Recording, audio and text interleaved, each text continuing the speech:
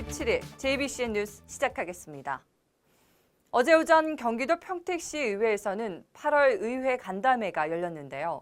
이 자리에서는 지난달 있었던 2015 세계 태권도 한마당과 이 일에 일어난 장당 하수 처리장 침수 처리 문제 등에 대해 의원들의 날선 질책들이 쏟아졌습니다.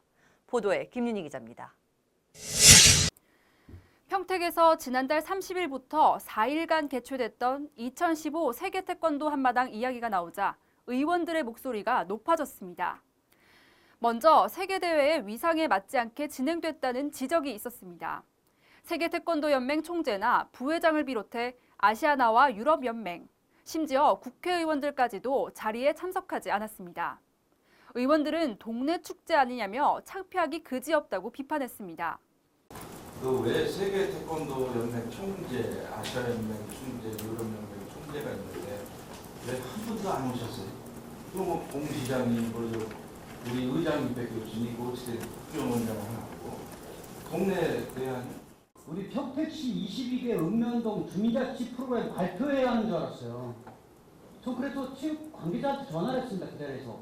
이거 지금 뭐 하시는 거냐고. 전 깜짝 놀랐어요. 이게 과연 세계 태권도 대회라는 것인가라는 생각을 했어요.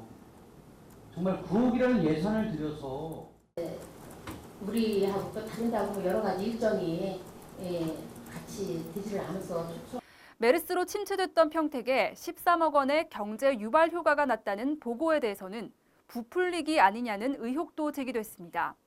당시 선수와 시민 대부분이 이용했던 출장 뷔페가 평택이 아닌 다른 지역에서 온 것이며 숙박 또한 평택에서 지낸 인원이 극히 소수라는 겁니다.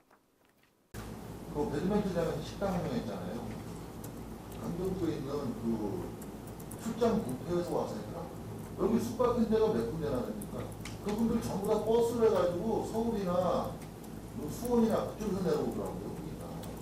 그럴 때 이게 무슨 평택시를 알리는 것도 좋지만 평택시하고는 별로 크게 경제적 유발 효과나 그런 건 안 나온 데였다고 봅니다.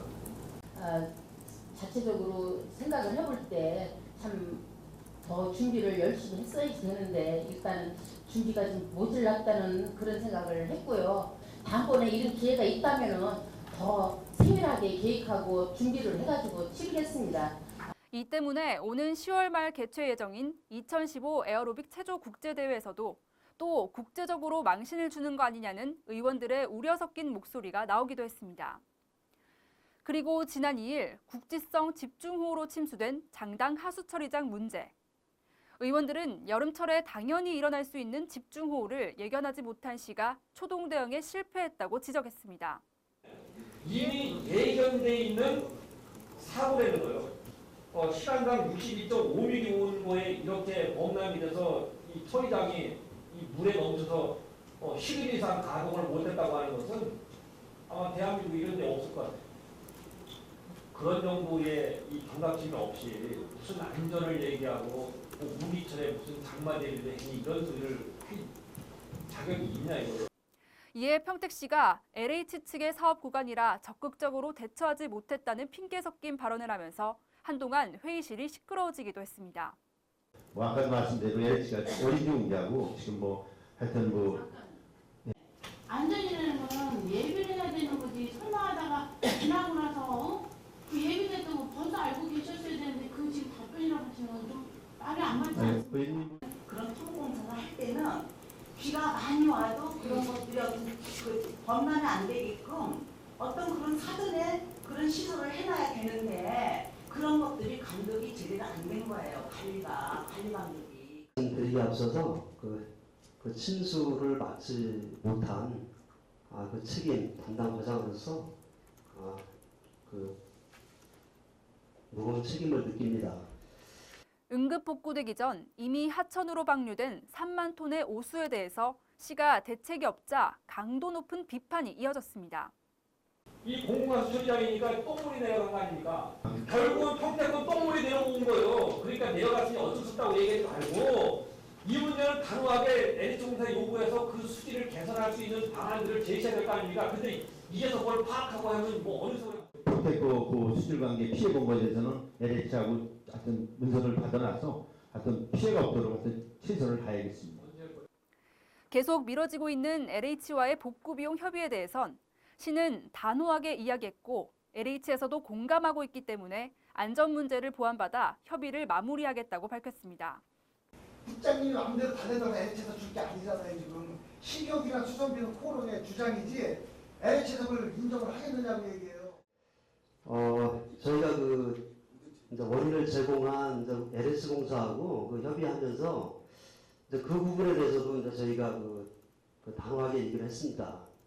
근데 이제 아직 조치는 하고 있지 않은데 LH에서는 이제 공감을 했기 때문에 안전 문제를 보완해서 저희한테 제시할 것입니다. 한편 이날 간담회에서는 평택항과 관련된 평택과 아산, 당진 3개시가 상생할 수 있도록 용역을 마련하는 사업에 대해 아산과 당진이 하고자 하는 의지가 없기 때문에 의미가 없다는 의원들의 의견이 있었습니다. 이외에도 폭염 피해 예방 홍보 사업과 메르스 심리 지원 사업 등 모두 15가지의 안건들이 다뤄졌습니다. JBCN 뉴스 김윤입니다. 네, 다음은 간추린 소식 전해드리겠습니다.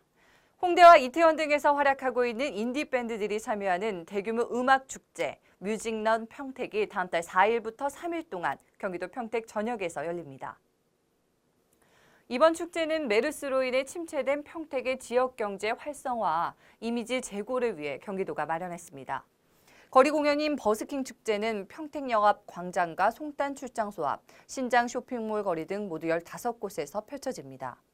또 축제 기간 동안 재즈부터 포크와 발라드, 퍼레이드까지 다양한 공연이 진행되며 모노반과 노르웨이 숲, 데이 브레이크 등과 같은 유명한 인디 밴드들이 대거 참석할 예정입니다. 경기 오산시가 시민의식을 높이고 쓰레기 무단 투기를 줄이기 위한 무단 투기 제로화 사업을 추진하고 있다고 26일 밝혔습니다.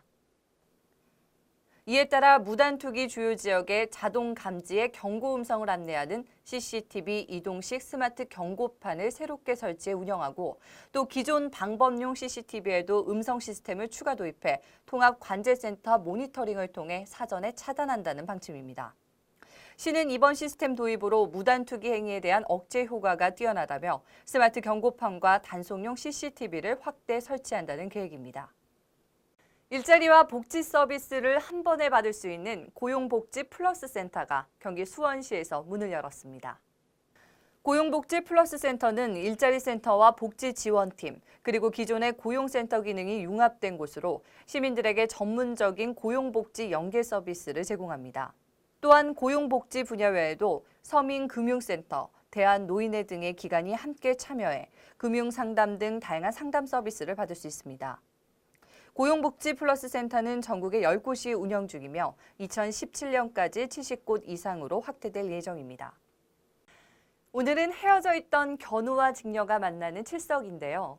1년에 단 하루밖에 만날 수가 없어 이날이 되면 이 둘의 눈물로 하늘에서는 비가 내린다고 합니다. 그래서일까요? 오늘 낮에는 중부지방과 호남 일부 지방에 비 소식이 있겠습니다. 지금까지 진행의 한사였습니다. 시청해주신 여러분 고맙습니다.